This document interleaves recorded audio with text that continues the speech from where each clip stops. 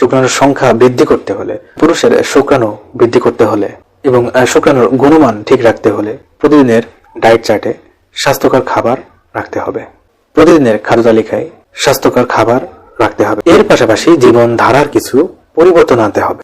পরিমাণ মতো ফল এবং সবজি প্রতিদিনের খাদ্য তালিকায় রাখার চেষ্টা করতে হবে, যেন এই সমস্ত খাবার গ্রহণ করার ফলে আপনার অ্যান্টিঅক্সিডেন্টের ঘাটতি পূরণ হতে পারে। খাদ্য খাবারের পাশাপাশি জীবনযাত্রার মানের পরিবর্তনের যে বিষয়টি, সে সম্পর্কে বলতে গেলে প্রথমত আপনার শারীরিক ওজনকে ঠিক রাখতে হবে, অর্থাৎ আপনার শারীরিক ওজন যেন খুব বেশি বৃদ্ধি না পায়, বেড়ে না যায়, সেদিকে অবশ্যই খেয়াল রাখতে হবে। এর পাশাপাশি নিয়মিত এক্সারসাইজ করা, ব্যায়াম করা, যতদূর সম্ভব মানসিক চাপ থেকে দূরে থাকার চেষ্টা করতে হবে। আপনি যদি খুব বেশি মানসিক চাপের ভেতরে থাকেন তাহলে শারীরিক অন্যান্য সমস্যার সাথে আপনার এই সমস্যা কিন্তু দেখা দিতে পারে। শুক্রাণু বৃদ্ধি করতে হলে আপনাকে পর্যাপ্ত ঘুমাতে, অর্থাৎ যতটুকু ঘুমের প্রয়োজন ততটুকু ঘুমাতে হবে। বিভিন্ন তামাকজাত দ্রব্য এবং অ্যালকোহল সেবন থেকে দূরে থাকার চেষ্টা করতে হবে, কারণ বিভিন্ন প্রকার তামাকজাত দ্রব্য এবং অ্যালকোহল অতিরিক্ত অপব্যবহারের ফলে আপনার শুক্রাণু ঘাটতি দেখা দিতে পারে আর শুক্রাণু তৈরিতে বাধাগ্রস্ত হতে পারে।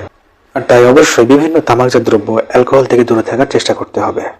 যৌনবাহিত কিছু রোগ, অর্থাৎ যৌন সংক্রমণ, এসটিআই সংক্রমণ, এই সমস্ত রোগ ব্যাধি যদি আপনার হয়ে থাকে তাহলে অবশ্যই এই সমস্ত রোগ ব্যাধির চিকিৎসা গ্রহণ করতে হবে এবং সেটি হতে হবে যথাসময়ে।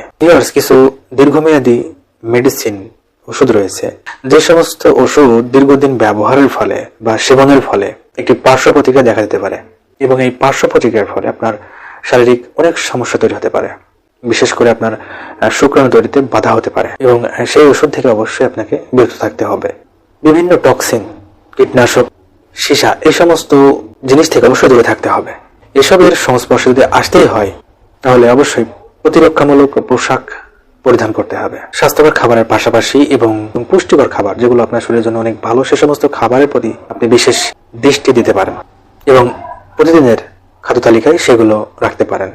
এর পাশাপাশি যদি আপনার জীবনযাত্রার মানের কোনো অনিয়ম থেকে থাকে তাহলে আপনি এগুলো পরিবর্তন করে আপনার এই সমস্যাকে দূর করতে পারেন, আপনার এই সমস্যাকে অনেকাংশেই কমিয়ে আনতে পারেন।